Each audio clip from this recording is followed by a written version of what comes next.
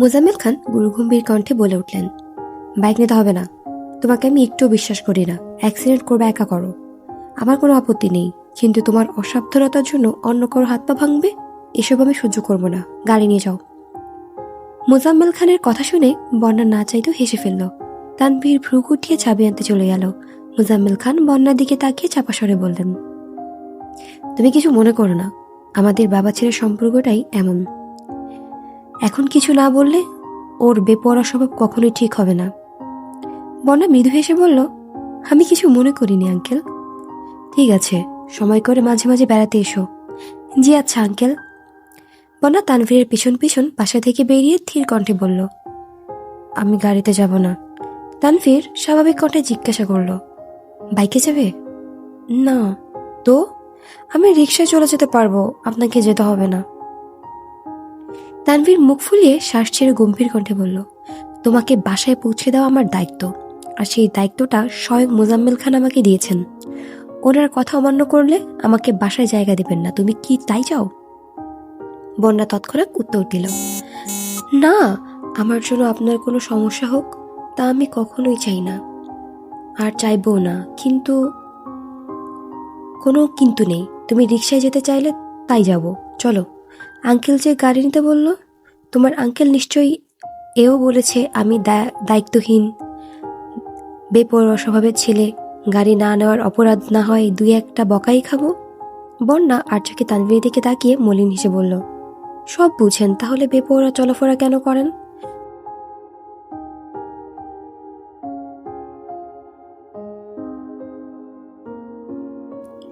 বন্যা অবাক লোচনে কিছুক্ষণ তাকিয়ে রইল। কি বলবে তার উত্তর খুঁজে পেল না।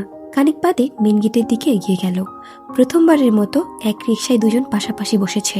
স্বভাবতই বন্যা এক সাইড হয়ে বসেছে, তবুও চলন্ত রিকশায় তানভীরের শক্তপোক্ত বাহু বন্যার কাঁধের সাথে ধাক্কা খাচ্ছে।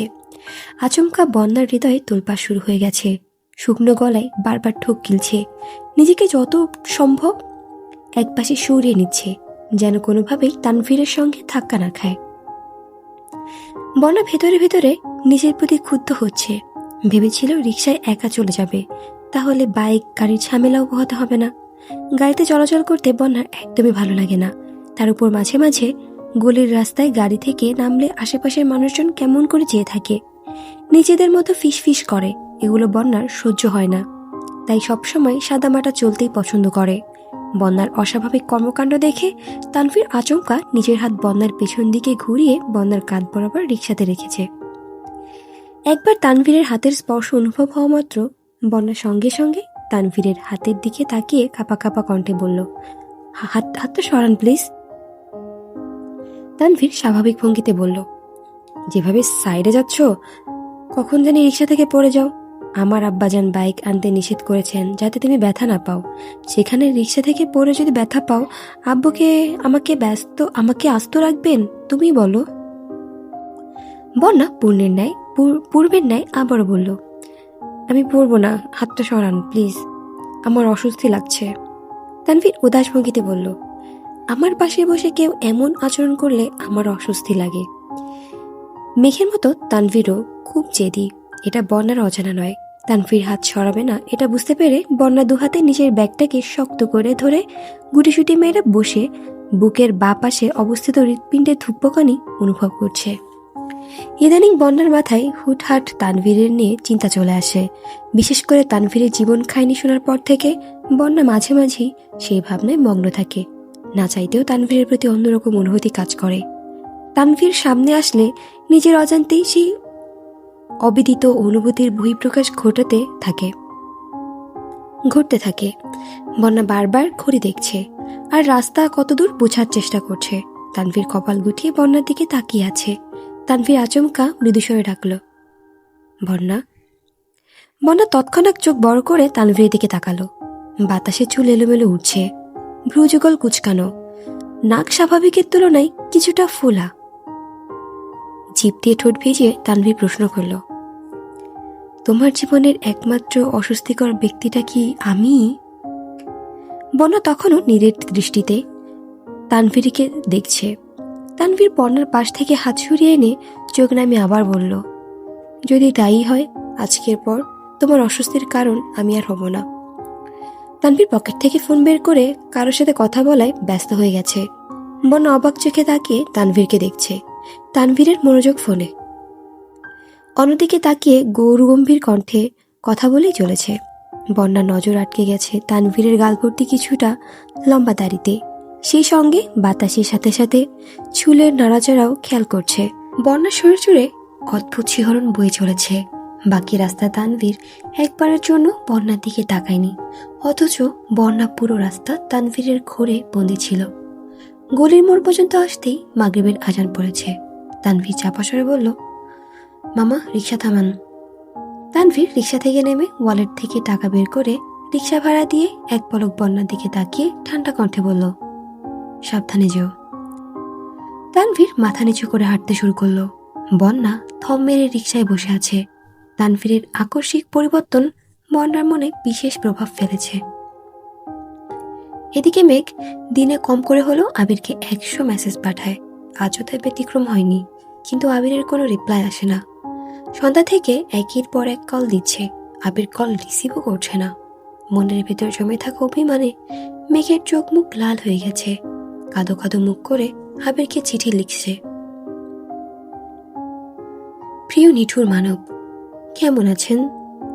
আমি জানি খুব ভালো আছেন। অবশ্য ভালো থাকারই কথা, কারণ মেঘ নামক এক উন্মাদের থেকে মুক্তি পেয়ে গেছেন। কিন্তু আমি ভালো নেই, একটুও ভালো নেই। আজ থেকে 1.5 বছর আগ পর্যন্ত আমি খুব ভালো ছিলাম, কারণ তখন আবির নামক কোনো ব্যক্তির অস্তিত্ব আমার হৃদয়ে ছিল না। কিন্তু এই 1.5 বছরে সব কিছু বদলে গেছে। সেই সঙ্গে বদলে গেছে আমার অভিপ্রায়ও। আবির নামক নিষ্ঠুর মানবের প্রতি আমার তীব্র আসক্তি জন্মেছে। প্রতিনিয়ত ওনাকে দেখার জন্য উদ্দীপ্ত হয়ে উঠেছি। ওনার আকস্মিক দূরত্ব মেনে নেওয়া আমার পক্ষে সম্ভব ছিল না। তার উপর আমার অবিদ্যমানতায় ওনার চলে যাওয়াটা কোনোভাবেই সহ্য করতে পারিনি। তাই ওনার আদেশ আমি মেনে নিজেকে নিয়ন্ত্রণ করতে ব্যর্থ হয়েছি। ওনাকে জানিয়ে দিন আমি এখন আলহামদুলিল্লাহ সুস্থ আছি। খাওয়া দাওয়া ওষুধ সব কিছু ঠিকঠাক মতোই খাচ্ছি। যদি সম্ভব হয় তবে যেন আমায় ক্ষমা করে দেন। উনি আমার মেসেজে রিপ্লাই করছেন না, তাই বাধ্য হয়ে চিঠি লিখছি। আমার একটা কবুতর থাকলে তার পায়ে চিঠিটা বেঁধে পাঠিয়ে দিতাম, কিন্তু আফসোস আমার এমন কোনো মাধ্যম নেই, তাই বাধ্য হয়ে চিঠিটা ইনবক্সে পাঠাতে হচ্ছে। ওনার গুরুত্বপূর্ণ সময় নষ্ট করার জন্য আন্তরিকভাবে দুঃখিত। আজ আর কোনো মেসেজ দিব না। ওনাকে সাবধানে থাকতে বলবেন। ইতি ওনার অবাধ্য ডোনা, মেঘ। আবির ল্যাপটপে কাজ করছিল। মেঘের আইডি থেকে মেসেজটা আসা মাত্রই ফোন হাতে নিয়ে মেসেজটা পড়েছে। দু চোখ বন্ধ করে দীর্ঘ নিঃশ্বাস ছেড়ে তানভীরকে কল দিল। তানভীর কল রিসিভ করে একদমই sorry sorry sorry sorry sorry বলেই যাচ্ছে। আবির ঠান্ডা কণ্ঠে ধমক দিল, হয়েছে থাম, এখন সরি বললে আর কি হবে?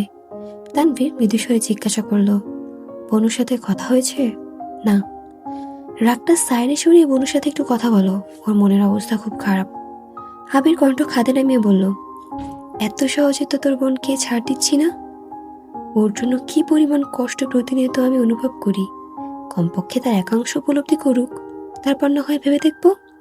তানভীর গম্ভীর কণ্ঠে বলল, আমার বোনের চোখে তোমার জন্য এক ফোঁটা অশ্রু দেখতে চাই না আমি।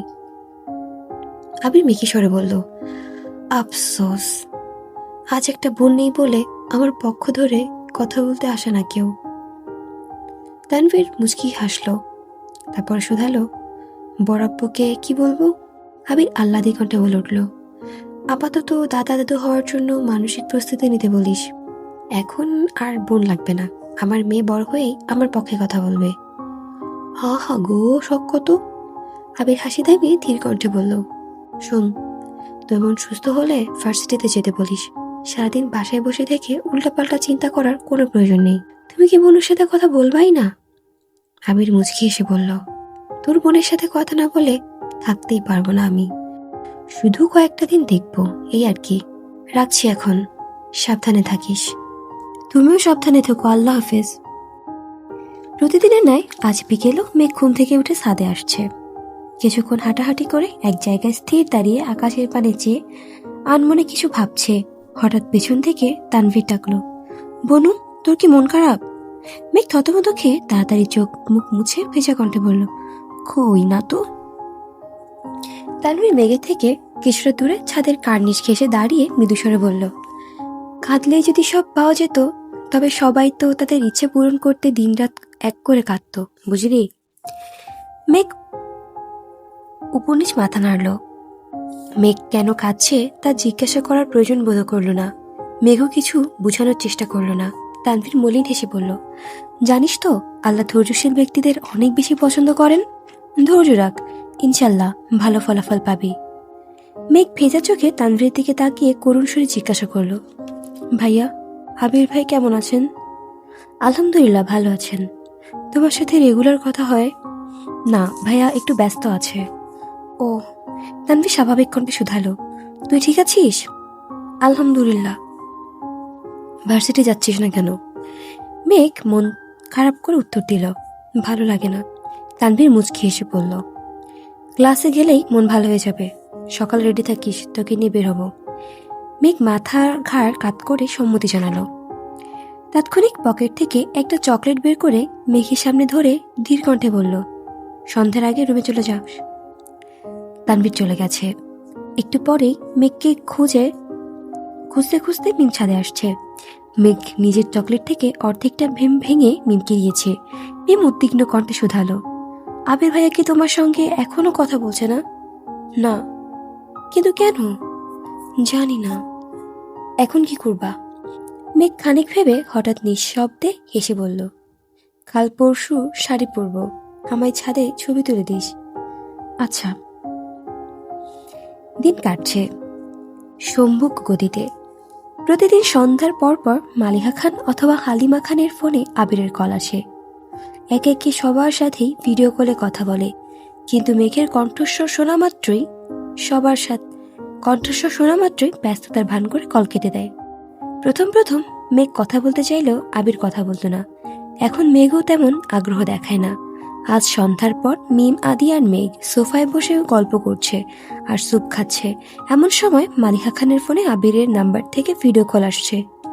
মেঘ উচ্চস্বরে চেঁচিয়ে উঠল, বড় আম্মু, তোমার বাবু কান্না করছে। মালিহা খান রান্নাঘর থেকে উদ্বিগ্ন কণ্ঠে জিজ্ঞাসা করলো, কে কান্না করছে? মেঘ ফিক করে হেসে উত্তর দিল, তোমার ছেলে কল দিচ্ছে। তুই রিসিভ করতে পারিস না?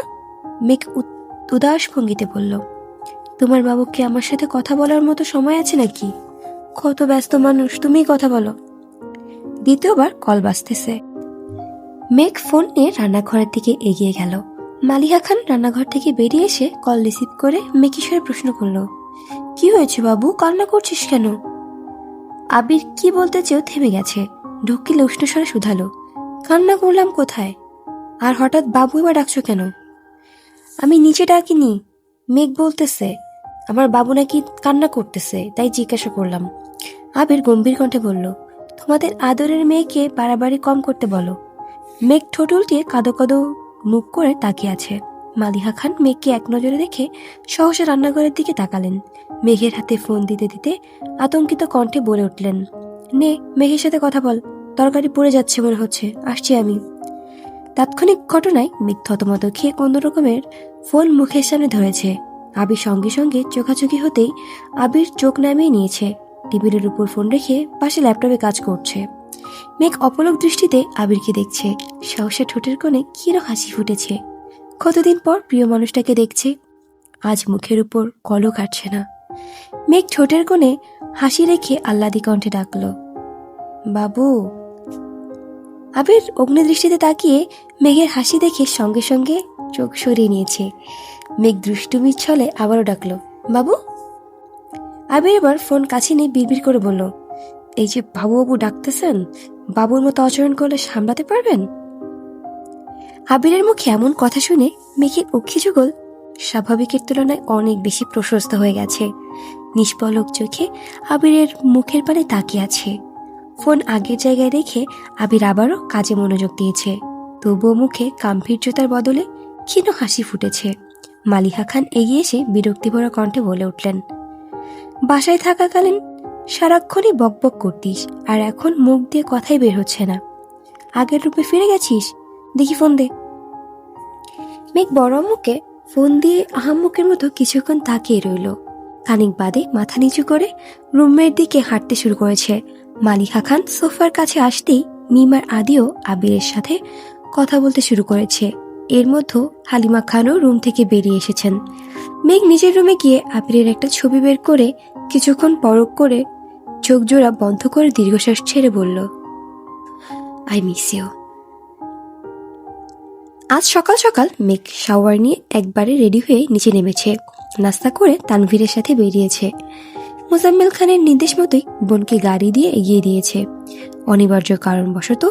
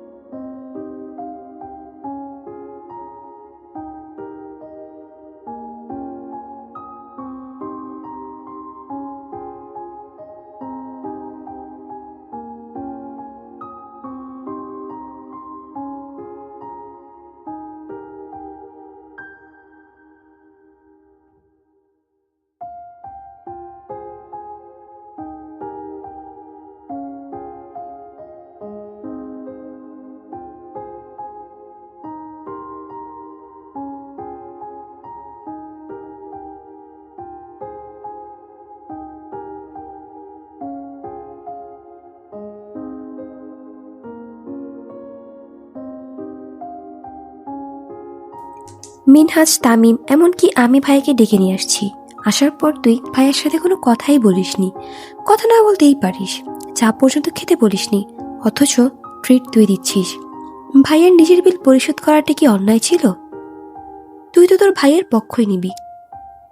মেঘ একগাল হেসে বিড়বিড় করে বলল, তুই আমার ভাবি হলে তোর পক্ষই নিতাম। বড় রাগী স্বরে বলল, বিড়বিড় করে কি বলছিস? কিছু না। মেঘ বিকালে একা একাই শাড়ি পরে মিমকে নিয়ে ছাদে গেছে। মাথায় ঘুমটা দেওয়া ছবি থেকে শুরু করে স্টাইল করে বেশ কিছু ছবি তুলেছে। রুমে বসে বসে ছবিগুলো দেখছে। একা একা শাড়ি পরায় কুচির যাইচ্ছেদায় অবস্থা। তবুও অনেক খোঁজাখুঁজি করে 3টা ছবি আবিরকে পাঠিয়েছে।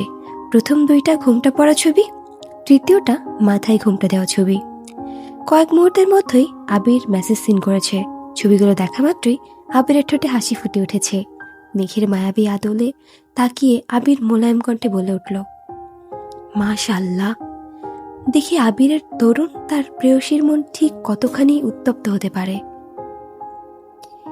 কাছে টেনে ছবিগুলো দেখতে দেখতে আবির হঠাৎই কপাল কুটালো। শাড়ির কুচিতে নজর আটকে গেছে। আবির মুচকি হেসে আকুল কণ্ঠে বলল, ইস, আমি কাছে থাকলে কুচির বেহাল দশা হতেই দিতাম না। আবির রিপ্লাই পাওয়ার পর মেঘ নিষ্পলক দৃষ্টিতে ফোনের দিকে তাকিয়ে আছে।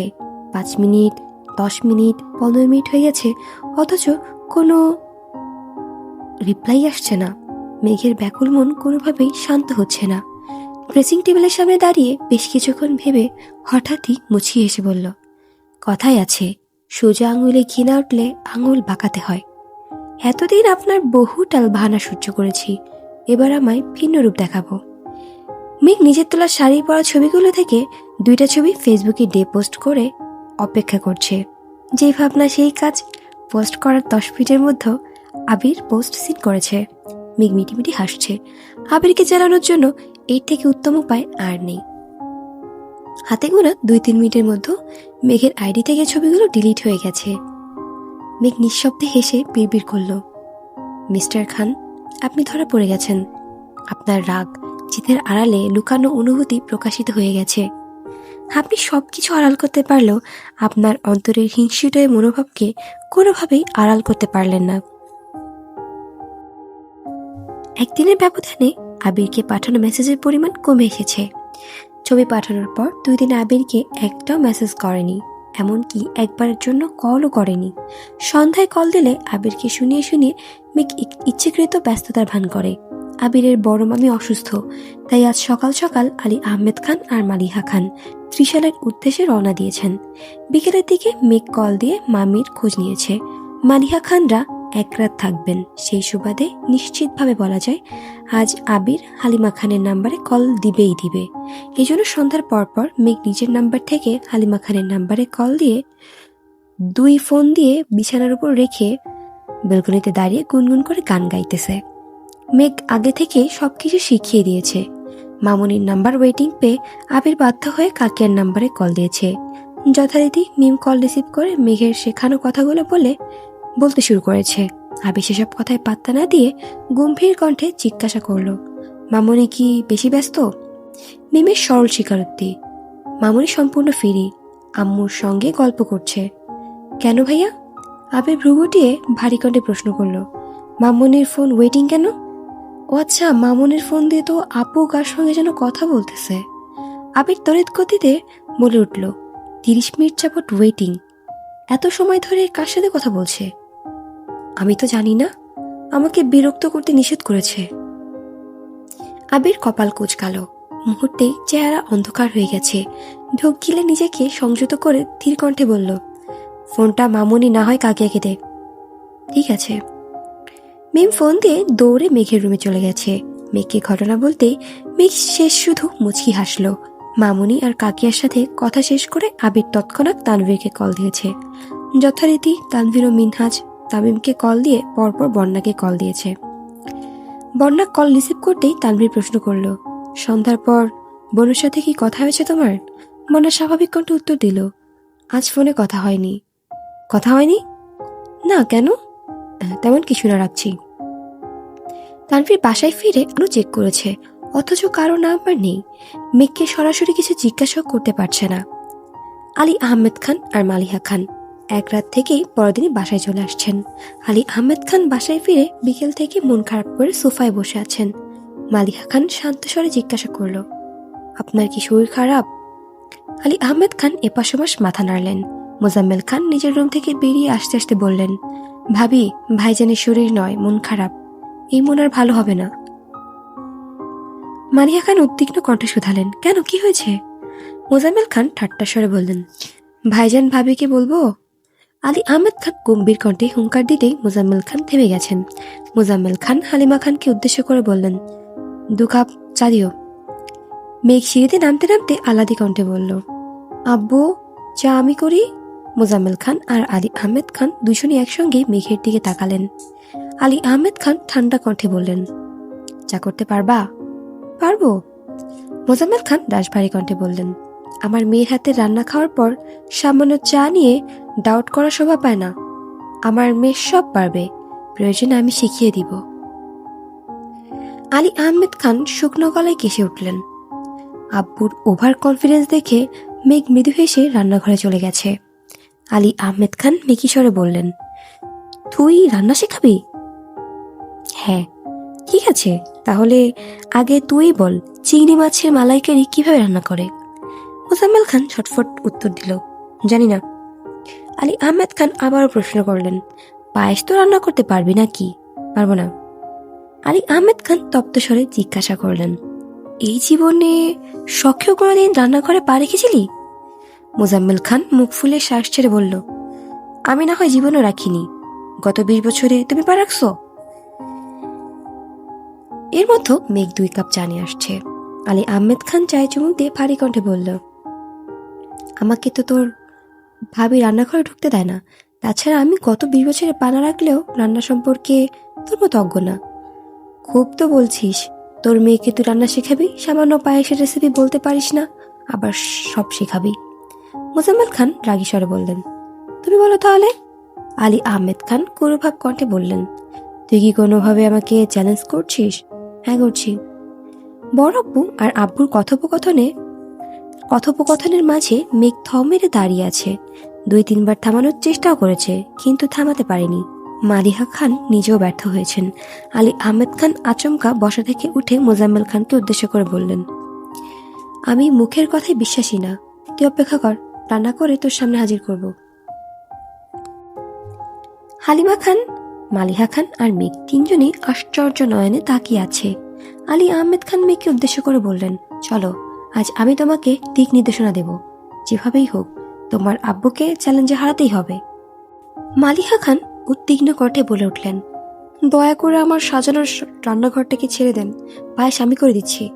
আলী আহমেদ খান উদাসীন কণ্ঠে বলে উঠলেন, তুমিও আমায় ভরসা করো না? মালিহা খান উত্তর খুঁজে পেলেন না। একবার উপনিশ মাথা নাড়ছেন, আর একবার এপাশ ওপাশ মাথা নাড়ছেন।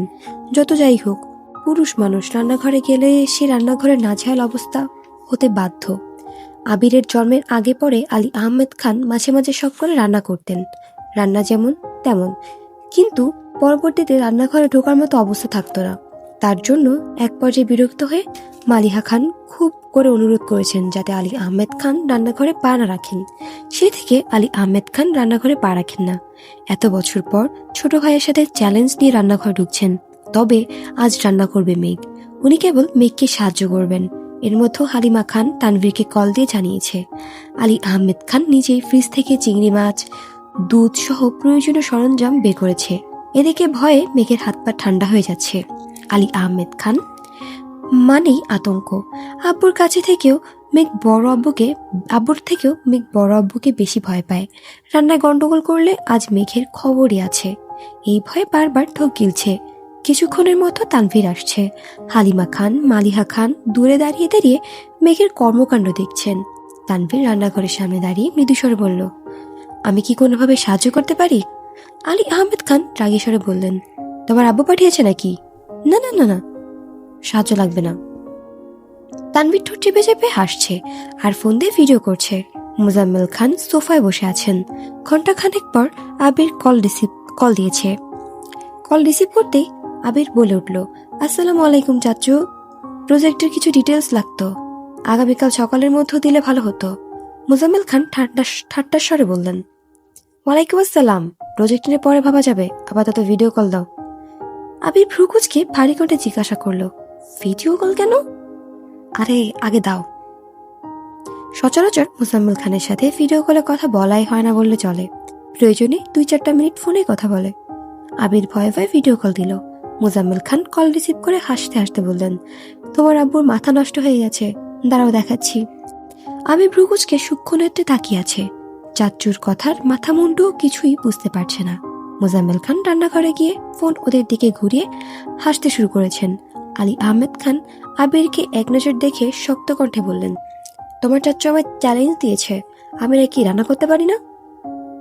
আবির শুকনো গলায় ঢোক গিলে ধীর কণ্ঠে বলল, আপনার শরীরের অবস্থা খুব একটা ভালো না, তার মধ্যে আজই এতটা জার্নি করে আসছেন, এই অবস্থায় এসব চ্যালেঞ্জের কোনো মানে হয় না। আলী আহমেদ খান স্বাভাবিক কণ্ঠে বললেন, আমি বেশি কিছু করছি না, মেঘ মামুনি সবটা দেখছে। মেঘের দিকে ফোন ঘোরাতেই আবিরের চোখ কপালে উঠার অবস্থা। মেঘের কপালে কাপড় বাঁধা, চুলগুলো শক্ত করে খোপা করা, ওরা পেঁচিয়ে কোমরে বেঁধে রেখেছে। মেঘকে এই অবস্থায় দেখে আবির শুকনো মুখেই ভীষণ খেয়ে উঠেছে। আতঙ্কিত কণ্ঠে বলে উঠল, এই পা।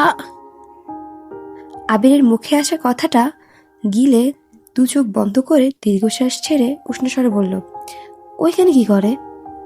মোজাম্মেল খান মেকি ভঙ্গিতে বলছেন। তোমার আব্বু আমার মেয়েকে রান্না শেখাচ্ছে। আবির মনে মনে বিড়বিড় করলো, তোমাদের পাগলামির মাঝে আমার অবুঝ বউটারে কেন টানো? আলী আহমেদ খান মৃদু স্বরে বললেন, আবির, তুমি আমার স্পেশাল রেসিপিগুলো মিস করবে? আবির না চাইতো মলিন হেসে শুধালো, তা কি কি রান্না হচ্ছে? চিংড়ি মাছের মালাইকারি, বেগুন ভর্তা, পাবদা মাছ ভুনা, আমার স্পেশাল ডালের রেসিপির সাথে পায়েস। আবির উদ্বিগ্ন কণ্ঠে বলে উঠল, এত কিছু করার কি দরকার? আর আম্মু কোথায়? মালিহা খানের কাছে ফোন নিয়ে গেছে। মিম। আবির রাগান্বিত কণ্ঠে বলে উঠল, আম্মু, এসব কি হচ্ছে? তুমি কিছু বলছো না কেন? আমি অনেকবার বারণ করেছি। তোর আব্বু কি কথা শোনার মানুষ নাকি? আবির রাগান্বিত কণ্ঠে বলল, আব্বুর এই শরীর নিয়ে রান্নাঘরে ঢুকতে দিলে কেন? আর তোমরা কি এতটুকু বুঝো না? মেয়ে কি বেগুন পোড়াতে পারবে নাকি? হাত পা পুড়ে নাজেহাল অবস্থা করে ফেলবে। ওনাদের উল্টাপাল্টা চ্যালেঞ্জকে তোমরা কিভাবে সাপোর্ট করছো? মালিহা খান শান্ত স্বরে বললেন, কারো কিছু হবে না, তুই মাথা ঠান্ডা রাখ।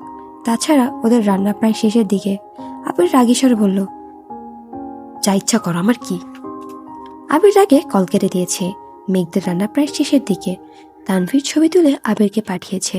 আবির ছবিগুলো দেখে সঙ্গে সঙ্গে রাগী ইমোজি পাঠিয়েছে। খাবার টেবিলে মুখোমুখি দুই ভাই বসা।